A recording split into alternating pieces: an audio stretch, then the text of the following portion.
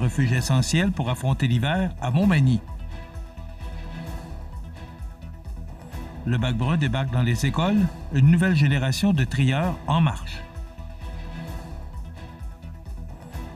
Un marathon de lecture qui apporte des livres sous le sapin.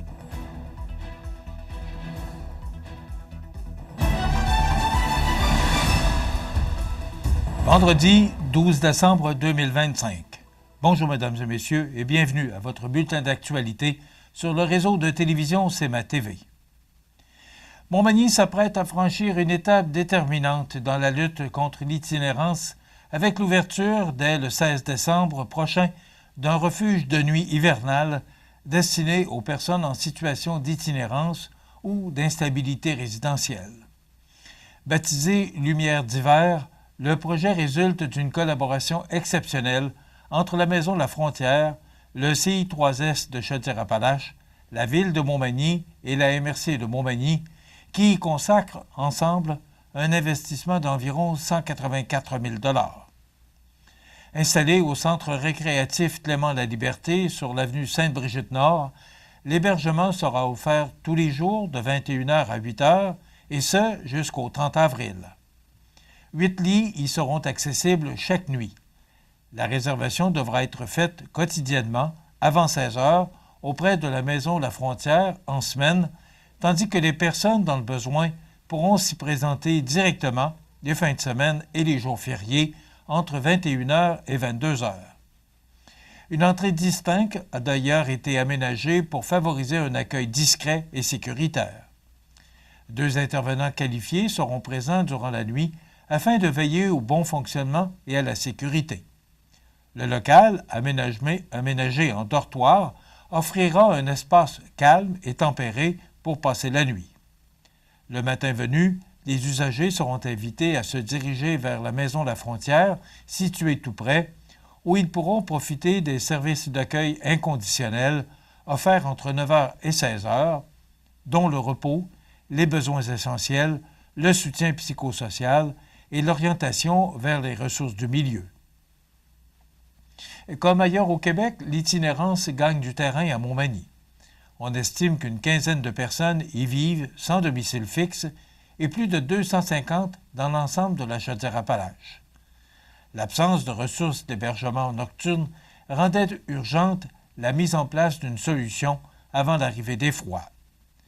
Pour le CI3S de Chaudière-Appalaches, représenté par Véronique Veilleux, l'ouverture du refuge reflète une réalité qui évolue rapidement. Elle souligne que l'itinérance ne se limite plus aux grandes villes et qu'une nouvelle catégorie de travailleurs et travailleuses vivant dans leur voiture apparaît désormais parmi les personnes vulnérables. La mairesse de Montmagny, Gabrielle Brisebois, salue une mobilisation empreinte d'humanité et de cohésion. Elle invite la population à faire preuve d'ouverture et de bienveillance à l'égard de cette clientèle fragilisée. Le préfet de la MRC, Frédéric Jean, se réjouit pour sa part de voir la table de développement social concrétiser une réponse attendue à un enjeu complexe. Le député de Côte-du-Sud, Mathieu Rivet, applaudit également la démarche qu'il considère alignée avec les objectifs gouvernementaux en matière d'hébergement d'urgence et de transition. Enfin, la présidente de la Maison La Frontière, Dominique Dumas, parle d'un geste collectif qui incarne autant l'urgence que la volonté d'offrir une présence humaine aux personnes sans abri. Selon elle, Lumière d'hiver marque une étape essentielle vers une réponse locale durable à l'itinérance à Montmagny. La MRC de Montmagny franchit une nouvelle étape en matière d'éducation environnementale en implantant officiellement le Bac brun dans 3 écoles primaires du territoire. Cette initiative, née directement des milieux scolaires, vise à sensibiliser les jeunes au tri des matières organiques et à les encourager à adopter des habitudes durables dès leur plus jeune âge. Grâce à la collaboration des enseignants et au travail de Martine Letourneau, agente en environnement à la MRC, les élèves seront mieux outillés pour comprendre l'importance de la récupération et des pratiques écologiques. 3 écoles ont déjà confirmé leur participation, dont l'école Monseigneur Sirois de Cap-Saint-Ignace, où le projet est en place depuis le 9 décembre, ainsi que les écoles Saint-Pédis et Saint-Nicolas à Montmagny. Pour ces dernières, les ateliers débuteront en janvier, dès l'arrivée des bacs bruns. À l'origine de cette démarche, une demande spontanée des enseignants, inspirée par les capsules vidéo de Martine Letourneau portant sur les matières acceptées et refusées dans le bac brun. Leur souhait est d'intégrer la démarche au milieu scolaire et outiller les jeunes pour devenir de véritables champions du tri. Rapidement, la MRC a travaillé de concert avec les municipalités concernées pour fournir les bacs nécessaires. Chaque classe recevra ainsi un contenant adapté à un usage quotidien, accompagné d'affiches éducatives créées par l'équipe des communications de la MRC. Ces outils visent à rendre l'apprentissage concret, simple et visuel. Pour assurer une compréhension optimale, Martine Letourneau rencontre toutes les classes individuellement dans un contexte propice à l'apprentissage. Les ateliers, d'une durée de 15 à 30 minutes, expliquent clairement ce qui va dans le bac brun, ce qui doit être évité, les nouveautés liées à la réforme de la récupération 2025, ainsi que l'utilisation des 3 contenants désormais présents, soit le bac bleu, le bac brun et le bac vert. Grâce aux affiches colorées et à un aide-mémoire remis à chaque élève, les jeunes rapportent même les bonnes pratiques à la maison. La MRC rappelle enfin que toutes les écoles primaires des 14 municipalités du territoire peuvent emboîter le pas et bénéficier de cet accompagnement personnalisé. Une démarche qui pourrait bien transformer durablement les habitudes de toute une génération. Un marathon de lecture qui apporte des livres sous le sapin. Tous les détails après la pause.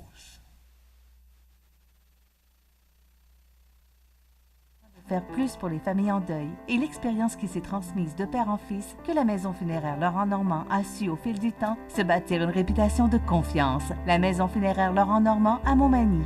Laissez-nous vous accompagner. Le restaurant Pizzeria Porto Bellissimo, un incontournable à Saint-Jean-Port-Joli. Pizza débordante de garniture, menus variés et abordables. Délicieux desserts avec des produits de grande qualité des gâteries de l'Ami. Porto Bellissimo et les gâteries de l'Ami, route de l'église à Saint-Jean-Port-Joli.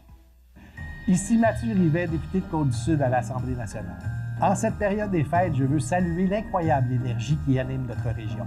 Des bénévoles engagés, des entrepreneurs créatifs, des familles tissées serrées, c'est grâce à vous que la Côte-du-Sud continue d'avancer et de rayonner. Je vous souhaite un temps des fêtes rempli de rires, de chaleur et de bons moments partagés. Et que 2026 nous apporte encore plus d'audace, de projets et de fierté pour notre belle région. Joyeuses fêtes, Côte-du-Sud! Vous regardez CMA TV, le réseau de l'information sur la Côte-du-Sud. C'était jour de grande mobilisation le 28 novembre dernier à l'école secondaire Bon-Pasteur où s'est tenu le traditionnel marathon de lecture des jardins. Un événement bien ancré dans la vie scolaire. Toute la journée, des membres du club de lecture, du personnel ainsi que plusieurs élèves se sont réunis à la bibliothèque pour relever un défi simple mais ambitieux, soit celui de lire le plus grand nombre de pages possible. Pour une deuxième année, le club de lecture a décidé de donner une portée communautaire à son défi en transformant cette activité littéraire en levée de fonds au profit des enfants de la région. Grâce au soutien de la Caisse Desjardins du nord de l'Îlet, qui offrait 10 sous par page lue jusqu'à concurrence de 500 $, les lecteurs avaient l'objectif d'atteindre les 5000 pages. Romans, mangas, bandes dessinées, ouvrages documentaires, tous les genres étaient à l'honneur, chacun contribuant, à sa façon, à créer une atmosphère de concentration et de plaisir autour de la lecture. En fin de journée, le verdict est tombé alors que plus de 8119 pages avaient été lues, dépassant largement l'objectif initial. Certains participants ont offert une modeste dizaine de pages, alors que d'autres ont franchi le cap des 200 pages, mais tous ont contribué à cette réussite collective. L'argent recueilli permettra l'achat de livres qui seront distribués dans les paniers de Noël de l'organisme Soupe aux boutons à la mi-décembre. Les élèves du club de lecture participeront eux-mêmes à la sélection des ouvrages, heureux de pouvoir offrir à des enfants l'accès à des livres qu'ils n'auraient peut-être pas la chance d'acheter. Les responsables du club, Marie-Josée Audette et Ève-Marie Carrier, tiennent à remercier chaleureusement tous les participants ainsi que leurs partenaires financiers pour le succès de cette édition. Une tradition qui, manifestement, continuera de faire rayonner la lecture et la solidarité. L'Institut de technologie agroalimentaire du Québec, l'ITAC, campus de la Pocatière, enclenche une nouvelle étape décisive dans l'évolution de la ferme école La Pokita, son organisme partenaire voué à la formation pratique des futurs professionnels du secteur agroalimentaire. Alors que plusieurs infrastructures pédagogiques gravitent autour de l'ITAC, la ferme-école, gérée par un conseil d'administration indépendant, collabore étroitement avec l'Institut afin d'offrir aux étudiants un environnement d'apprentissage moderne et ancré dans les réalités du milieu. Dans ce contexte, l'ITAC et le conseil d'administration de l'Apokita ont convenu de déployer un nouveau plan stratégique visant à optimiser les opérations, renforcer la gouvernance et améliorer les pratiques de gestion. Cette démarche regroupe plusieurs priorités clés, dont celle d'offrir aux étudiants des milieux d'apprentissage de haute qualité adaptés aux besoins pédagogiques actuels, d'assurer des installations sécuritaires et conformes, de garantir le respect du bien-être animal et de soutenir une gouvernance rigoureuse, engagée et transparente. L'optimisation des opérations quotidiennes de la ferme fait également partie des éléments centraux de cette nouvelle phase. Parallèlement, un changement important survient dans l'organisation puisque le directeur adjoint a quitté ses fonctions le 9 décembre dernier. Un processus de recrutement sera rapidement lancé pour identifier la prochaine personne responsable des opérations. Entre-temps, la direction des études de l'ITAC assumera l'intérim afin d'assurer la continuité et la stabilité des activités. Le conseil d'administration de la ferme-école appuie sans réserve cette réorientation et s'engage activement dans les travaux à venir. Mandaté officiellement par l'ITAC, il jouera un rôle de premier plan dans la mise en œuvre des changements structurants qui auront un impact direct sur la qualité de la formation pratique offerte aux étudiants. Pour la directrice générale de l'ITAC, Karine Mercier, cette démarche marque un moment charnière permettant de moderniser les façons de faire et de consolider les bases de l'organisme. Rappelons que depuis plus de 60 ans, l'Institut de technologie agroalimentaire du Québec, l'ITAC, demeure la seule institution collégiale francophone spécialisée en agroalimentaire au Québec, reconnue pour ses laboratoires écoles, ses usines-écoles et ses programmes uniques. Cette nouvelle phase à l'Apokita s'inscrit dans un engagement continu envers l'excellence et la transition agroécologique.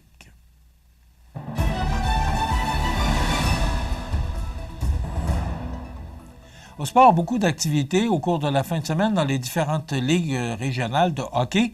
D'abord, dans la Ligue de hockey junior 3A, l'Everest disputera ses 3 prochains matchs sur les patinoires adverses. Tout d'abord, ce vendredi 12 décembre, la Côte-du-Sud affrontera le Titan de Princeville. Dimanche, le 14 décembre, ce seront les Flames qui accueilleront l'Everest. Enfin, vendredi 20 décembre, le 3e match sur la route de l'Everest sera disputé à l'Aréna Jean-Béliveau pour y affronter le Collège français de Longueuil. Du côté de la Ligue de hockey Côte-du-Sud, 5 rencontres seront une fois de plus au programme ce week-end. 4 de ceux-ci auront lieu ce vendredi 12 décembre, alors qu'à 20h30, Saint-Damien sera à Montmagny, Saint-Prosper visitera Saint-Jean-Port-Joli et Sainte-Marie sera à Saint-Gilles pour se mesurer aux Mercenaires, puis à 21h, Saint-Joseph recevra la visite des éperviers de Saint-Charles. Dimanche 14 décembre, l'action se tournera vers le centre Castel de Sainte-Marie, alors que de Giovannina recevra la visite des Hunters de Saint-Prosper. Dans la Ligue junior 2A, le Caron Industrie recevra à 14h la visite du Lévis Honda à l'Aréna de Montmagny.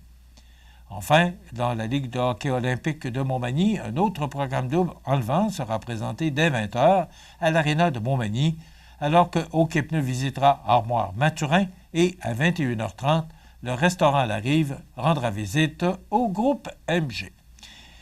Voilà ce qui complète votre bulletin d'actualité de ce vendredi 12 décembre. Dans un moment, les prévisions de la météo. Et le menu de cette émission du vendredi 12 décembre, dans un moment, on vous présente différents jeux de société présentés par Marc Fournier, propriétaire de Gladius. Et Mélissa Boilard du Trait d'Union viendra nous parler d'activités, dîner, spaghettis et autres, pour aider et soutenir les gens dans le besoin. Et Audrey Saint-Pierre nous parlera de ses trouvailles chez les Alpagas de Cap-Saint-Ignace. Il y aura bien sûr les grands titres de l'actualité. C'est ce qu'on vous propose cette dernière émission de la semaine. Je vous souhaite donc une excellente émission à notre antenne.